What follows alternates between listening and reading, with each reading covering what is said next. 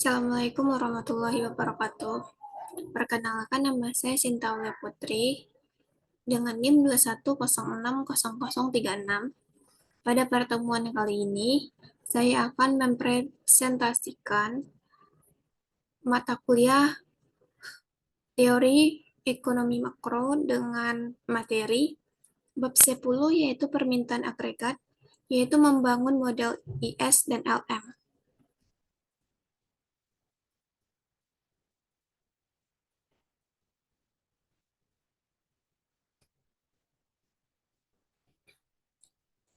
Depresi besar menyebabkan banyak ekonom mempertahankan keabsahan teori klasik. Mereka percaya mereka perlu model baru untuk menjelaskan kemerosotan ekonomi yang dahsyat itu dan menyarankan kebijakan pemerintah yang bisa mengurangi kesulitan ekonomi masyarakat yang dialami. Pada tahun 1936, Johann Maynard Keynes menulis The General Theory of Employment, Interest, and Money. Di dalamnya ia mengusulkan cara baru untuk menganalisis perekonomian. Keynes juga menyatakan permintaan agregat rendah bertanggung jawab atas rendahnya pendapatan dan tingginya pengangguran yang mencirikan kemerosotan ekonomi. Ia juga mengkritik teori bahwa penawaran agregat yang menunjukkan pendapatan nasional. Selanjutnya, masuk kita kepada model Keynes, yang mana terbelakang model Keynes ini pada buku teks dasar dengan teori klasik, yaitu perputaran uang variabel dan harga kakunya, mencerminkan kepercayaan Keynes bahwa kelemahan model klasik berasal dari asumsi terlalu ketatnya tentang perputaran konstan serta upah dan harga yang sangat fleksibel. Pada model permintaan agregat ini dapat dibagi ke dalam dua bagian. Yang pertama model IS, yang itu berasal dari pasar barang, dan satunya lagi model LM, yaitu dari pasar uang.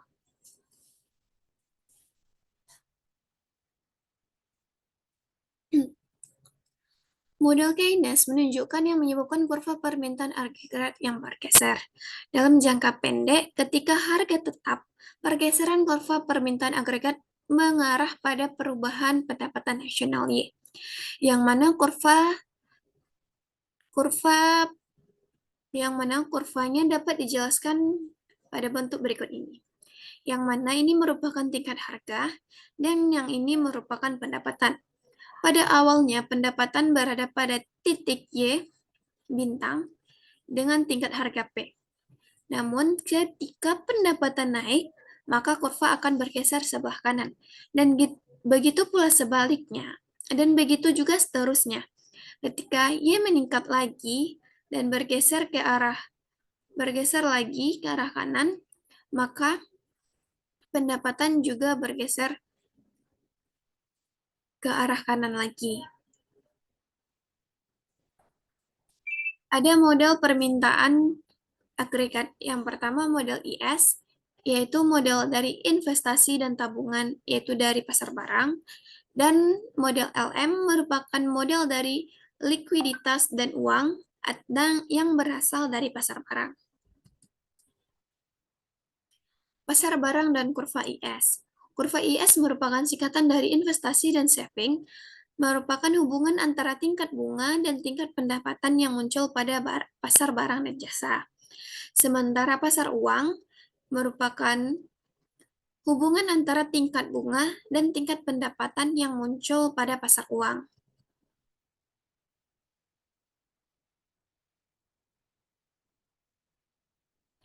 Karena bunga mempengaruhi baik investasi dan permintaan uang, maka model ini akan menjelaskan bagaimana interaksi antara pasar-pasar yang menunjukkan posisi kemiringan kurva permintaan agregat.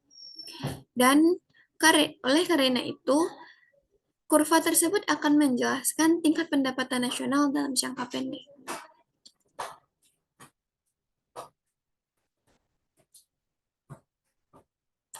Perpotongan Keynes adalah usaha untuk memodelkan wawasan ini.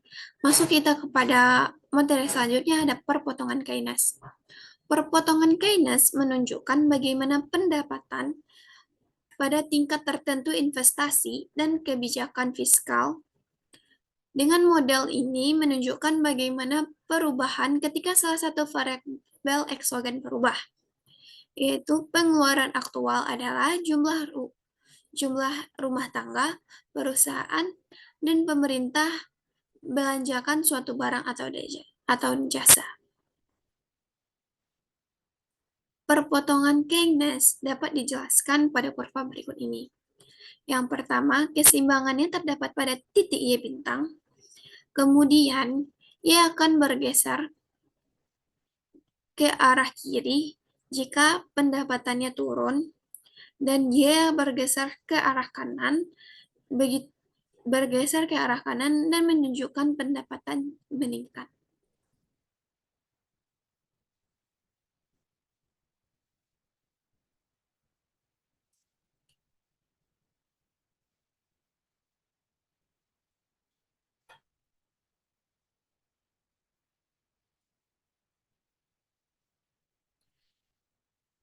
Kurva ini menunjukkan gambar dari perpotongan Keynes, yang mana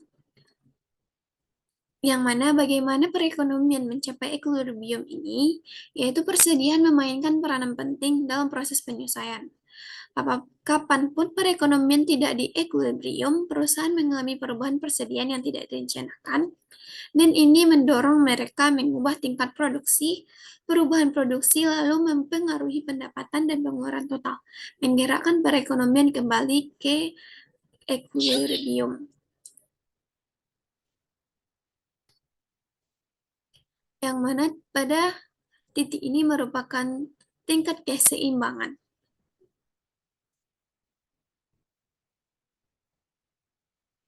Dan selanjutnya, bagaimana perubahan belanja pemerintah mempengaruhi perekonomian?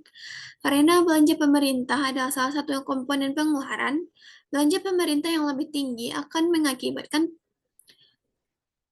pengeluaran direncanakan yang lebih tinggi untuk pada semua tingkat pendapatan. Awalnya, pendapatan berada pada titik Y bintang. Kemudian, karena perubahan belanja pemerintah yang mengakibatkan pendapatan bergeser ke arah kanan karena perubahan dari pendapatan pemerintah, sehingga kurvanya akan bergeser ke sebelah kanan dan pendapatan juga akan meningkat.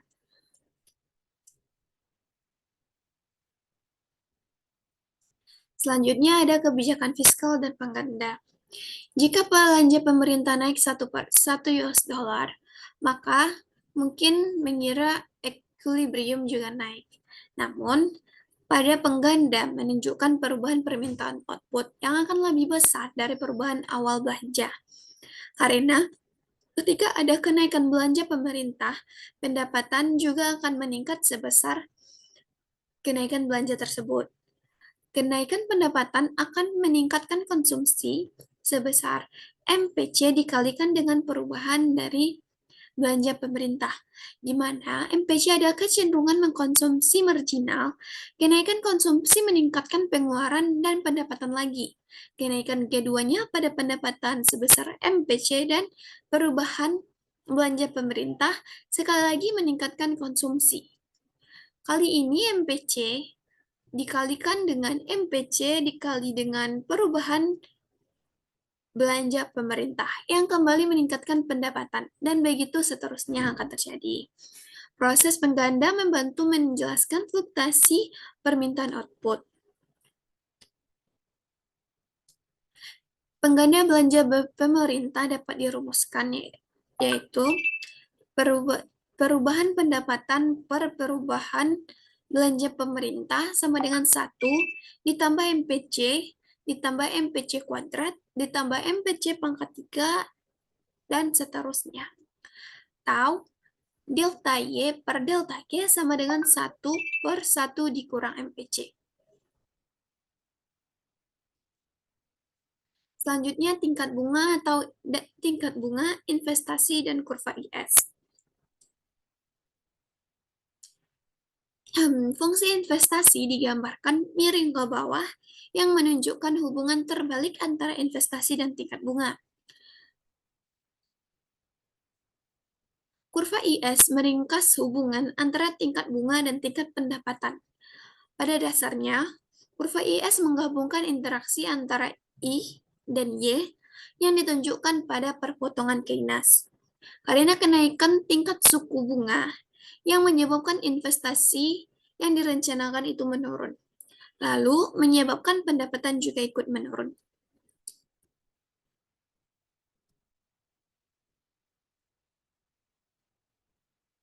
Berikut ini merupakan gambaran dari kurva IS. Yang pertama ada fungsi investasi yang dimana digambarkan menurun ke bawah, yaitu suku bunga berbanding terbalik dengan investasi. Maksudnya, ketika suku bunga meningkat, maka investasi menurun. Dan selanjutnya ada perpotongan Keynes, yang mana perpotongan Keynes ini menunjukkan pada titik awal, pada titik merah, pendapatan berada di sini, kemudian investasi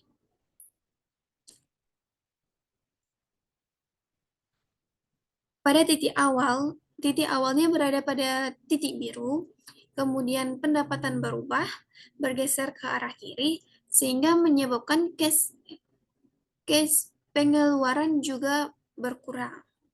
Pendapatan berkurang, maka pengeluaran juga ikut berkurang. Selanjutnya selanjutnya kurva ini, yang mana ketika tingkat suku bunga naik, maka akan menyebabkan pendapatan akan bergeser ke arah kiri, sehingga pendapatan itu ikut turun.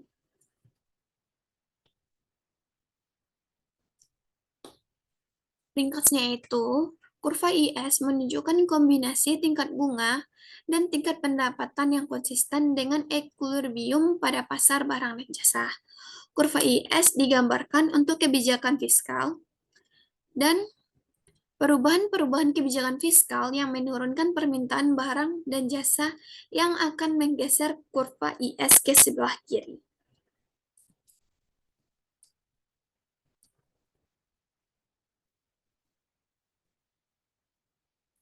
Selanjutnya kita masuk pada pasar uang dan kurva LM.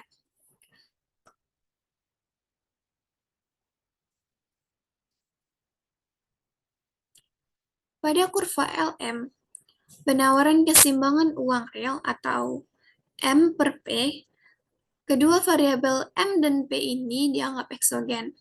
Hal ini menghasilkan kurva penawaran vertikal.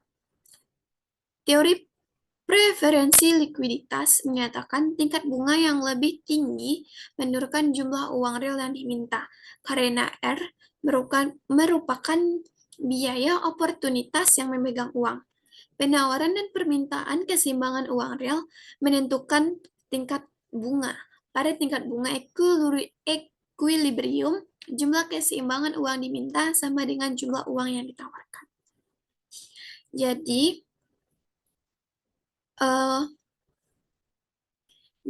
jumlah uang yang diminta itu tergantung pada tingkat suku bunga pada saat itu juga.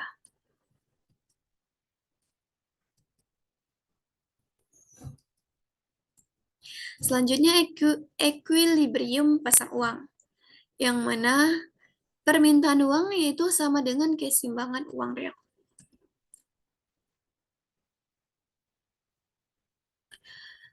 Keseimbangan uang real yang diminta berbanding terbalik dengan tingkat bunga karena tingkat bunga merupakan biaya oportunitas yang memegang uang dan berbanding lurus dengan pendapatan.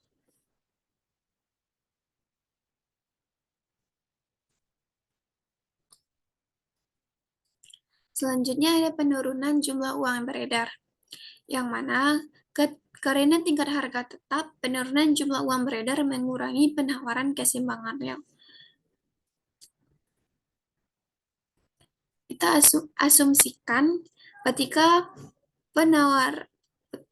tingkat harga tetap, namun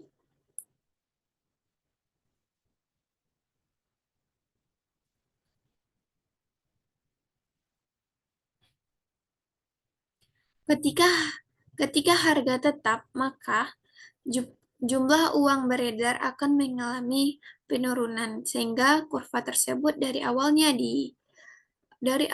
di sini bergeser ke titik satunya, bergeser ke arah kiri.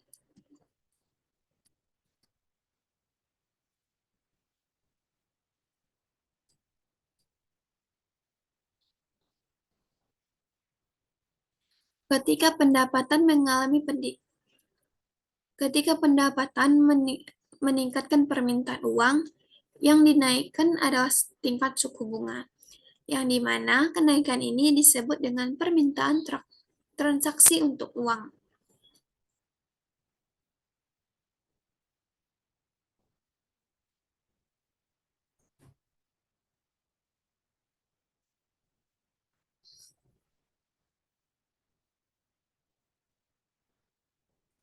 Kontraksi jumlah uang beredar menaikkan tingkat bunga yang menyeimbangkan pasar uang.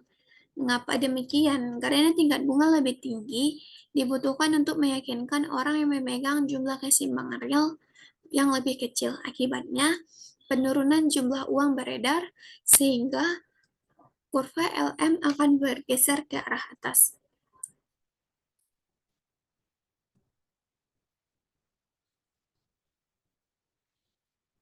Pada perpotongan kurva persamaan IS dan LM, maka akan menentukan tingkat permintaan agregat.